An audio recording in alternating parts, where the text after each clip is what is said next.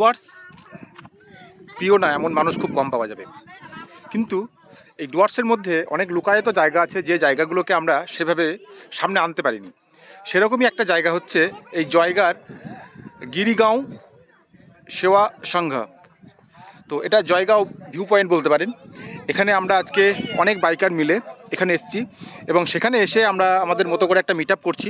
সামনেই যে জায়গাটা পড়ছে সেটা হচ্ছে জয়গা ভিউ পয়েন্ট, এবং এই জয়গা ভিউ পয়েন্টে যদি আমি সামনে থেকে আপনাদেরকে দেখানোর চেষ্টা করি তাহলে দেখব যে টোটাল শহরটা এই পাহাড়টার নিচে, এই জয়গা শহরটা এবং তারপরে নদী এবং ওই পাশে ভুটান। এই যে নদীটা দেখা যাচ্ছে, যে নদীটা হচ্ছে তোরসা নদী, এবং এই তোরসা নদীর ওপার থেকে ভুটান।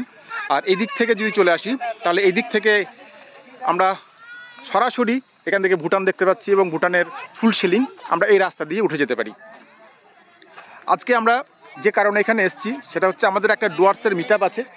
সেই ডুয়ার্সের মিট আপের সেট আপের জন্য আমরা আমরা একটা লোকেশন চুজ করছি, এবং সেই লোকেশন চুজ করতে গিয়ে একজন দাদা বললেন যে জয়গাতে একটা ভালো ভিউ পয়েন্ট আছে, তো সেখানে যদি কোনোভাবে আমরা এটাকে অ্যারেঞ্জ করতে পারি। তো সেই জন্য আমরা সবাই মিলে এতগুলো বাইক নিয়ে এখানে এসেছি, এবং আসার পর আমাদের এই মিট আপের জন্য ডেস্টিনেশন ঠিক হচ্ছে। তো কথা চলছে যে উপরের দিকে যদি এরকম করে করা যায়, কারণ উপরের দিকে কিন্তু যথেষ্ট সুন্দর রাস্তা আছে যেটা অফরোডিংয়ের উপরে হয়ে যাবে। এবং আজকে এই রাজেশ দাই কিন্তু এই জায়গাটাকে মেনলি এখানে নিয়ে এসেছেন। আমি আবিষ্কার করছি এটা পৃথিবীর বুকে। না, আবিষ্কার সেই যে আমি আবিষ্কার করেছি। রাজেশ দা এই জায়গাটাকে নিয়ে এসেছে, মানে আমি kind of via guide. Yes.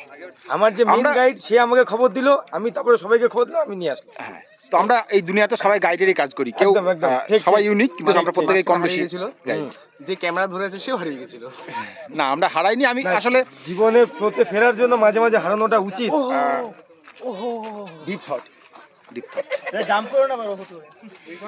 Jump করলে মরবা না, সবচেয়ে বড় কথা এটাই। আমাদেরকে হসপিটাল নিয়ে যেতে হবে। এই ভি পয়েন্টে এসে এই যে আমার এক্সপালস কিন্তু খুব ভালো পারফর্ম করছে। সব মিলিয়ে এক্সপালসের পারফর্ম কিন্তু অসম্ভব সুন্দর।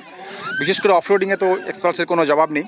তো আমি বারবার এক্সপালসের কথা বলি, কারণ আমার এক্সপালস বাইকটা কিন্তু ভালো লেগেছে, প্রচণ্ডই ভালো লেগেছে, যথেষ্টই ভালো লেগেছে। এই জয়গা ভিউ পয়েন্ট থেকে এখানে একটা গভর্নমেন্ট প্রপার্টি আছে, সেই গভর্নমেন্ট প্রপার্টিতে এখানে বুক করা যায়।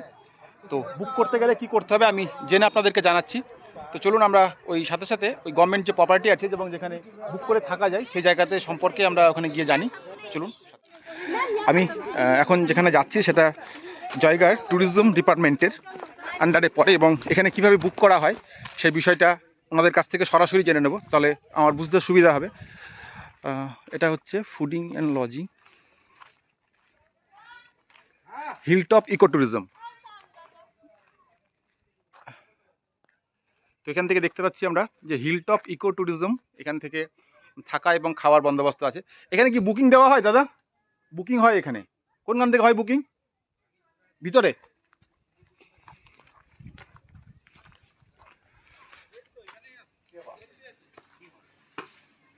ও, এখানে বুকিং হয়? বুকিং এখান থেকে হয়? অনলাইন বুকিংয়ের কোনো ব্যবস্থা নেই? ও, এখানে কোনো অনলাইন বুকিংয়ের ব্যবস্থা নেই। যা হবে এখান থেকে নিতে হবে। কন্ট্যাক্ট নাম্বার আছে কোনো? এটা হচ্ছে এখানকার কন্ট্যাক্ট নাম্বার। যদি আপনারা কেউ এখানে বুক করতে চান তাহলে এখানে অনলাইনে কোনো বুকিংয়ের ব্যবস্থা নেই, আপনারা সরাসরি এই নাম্বারে ফোন করে বুক করতে পারেন। এখানে ফুডিংও পাওয়া যায়, লজিং। রেট কত আছে? 1200 রুম। আর ফুডিংয়ে কীরকম খরচা পড়ে? এটা তো বলতে পারবে না, তো ওইটা তো মেনুতে যেরকম থাকবে সেরকম। অর্থাৎ রুমের রেন্ট হচ্ছে 1200 টাকা, এবং তারপরে আপনি যা খাবেন সেই অনুযায়ী আপনাকে পয়সা দিতে হবে। এটা গভর্নমেন্ট প্রপার্টি, এটা গভর্নমেন্ট প্রপার্টি। তো এই গভর্নমেন্ট প্রপার্টি যদি জয়গাতে সুন্দর রাত্রিবাস করতে চান সরকারি প্রপার্টিতে, তাহলে অবশ্যই এই ইকো ট্যুরিজমে চলে আসতে পারেন। তো আশা করি ভালো লাগবে। ডুয়ার্সকে নতুনভাবে দেখতে গেলে, নতুনভাবে জানতে গেলে, নতুন অনেক জায়গা আছে সেগুলোকে এক্সপ্লোর করতে গেলে আমার চ্যানেলটা সাবস্ক্রাইব করুন, এবং সাথে সাথে দেখতে থাকুন যে red wheel show with Sandeep. আমি ডুয়ার্সকে নতুনভাবে এক্সপ্লোর করার চেষ্টা করছি। অনেক জায়গা যেগুলো ডুয়ার্সের সম্পর্কে মানুষ জানে না, সেই জায়গাগুলোকে এক্সপ্লোর করব। তো সাথে থাকুন, সঙ্গে থাকুন।